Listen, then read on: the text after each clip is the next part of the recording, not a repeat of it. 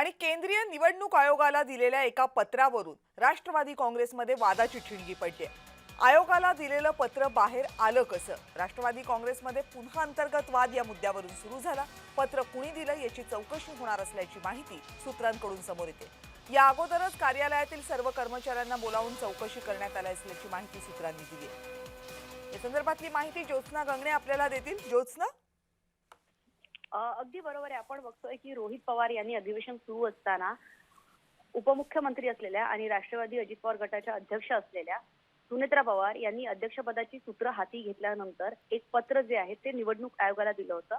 ते पत्र जे आहे ते राष्ट्रवादी अजित पवार गटाच्या कोणत्याही नेत्यांनी आमदारांनी जे आहे ते मीडियाला दिलं नव्हतं. असं असून सुद्धा एवढं महत्वाचं पत्र जे राष्ट्रीय अध्यक्ष सुनेत्रा पवार हे केंद्रीय निवडणूक आयोगाला पाठवतात ते पत्र रोहित पवारांच्या हाती कसं काय लागलं याची झाडाझडती आणि याची चौकशी जी आहे ती आता सुनील तटकरे हे त्यांच्या पक्षातील नेत्यांना त्याचबरोबर त्यांचे जे स्टाफ कर्मचारी आहे पक्षातले त्यांना त्यांनी विचारणा केलेली आहे. कारण एखाद्या पक्षाचं महत्वाची कागदपत्र दुसऱ्या पक्षाच्या नेत्यांच्या हाती कसे लागतात त्यासाठीची ही चौकशी जी आहे त्यासाठीची झाडाझडती जी आहे ती आता सुनील तटकरे जे आहे त्यांच्या कर्मचाऱ्यांना आणि त्याचबरोबर नेते आमदारांना बोलून करत आहे. सर्वात महत्वाचं म्हणजे अजित पवार यांच्या निधनानंतर 2 गट पडलेले आहेत राष्ट्रवादी काँग्रेसमध्ये. हे स्पष्ट झालेलं असताना सुद्धा नेमकं आता आपल्या पक्षातले कागदपत्र दुसऱ्या पक्षाला किंवा विरोधी पक्षाला कोण देत आहे ही चौकशी तर होईलच. मात्र या पत्र दिल्यामुळे जे आहे ते राष्ट्रवादीमध्ये सुनेत्रा पवार आणि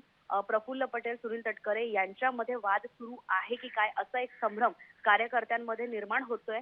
याच पत्रामुळे हा संभ्रम निर्माण होत असल्याचं सुद्धा सुनील तटकरे हे वारंवार बोलून दाखवत आहेत. आणि कारण माध्यमांमध्ये सुद्धा कारण त्यांनी रोहित पवार यांच्यावरती अनेक वेळा नाराजी जी आहे ती सुनील तटकरे यांनी उघडपणे व्यक्त केलेली आहे. आणि आता रोहित पवार यांच्याकडे पक्षातले कागदपत्र कसे काय जातात किंवा विरोधी पक्षांकडे कसे काय जातात याची सुद्धा चौकशी केली जाणार आहे. आणि या कोणी दोष असतील त्याच्यावरती पक्षांतर्गत कारवाई केली जाईल. पण दुसरीकडे आपण बघतोय की या संदर्भात ज्या वेळेस सुनेत्रा पवार यांना विचारण्यात आलेलं म्हणजे पक्षातले केंद्रीय निवडणूक आयोगाला पत्र लिहिल्याच्या बाबतीत जे आहे हे पत्र लिहिल्याचं सुद्धा एकदाही सुनेत्रा पवार यांनी जेव्हा 2 वेळा प्रेस कॉन्फरन्स घेतल्या होत्या तेव्हा एकदाही त्यांनी असं सांगितलं नव्हतं किंवा पार्थ पवार यांनी सुद्धा सुनील तटकरे आणि प्रफुल्ल पटेल यांचीच बाजू घेतलेली होती.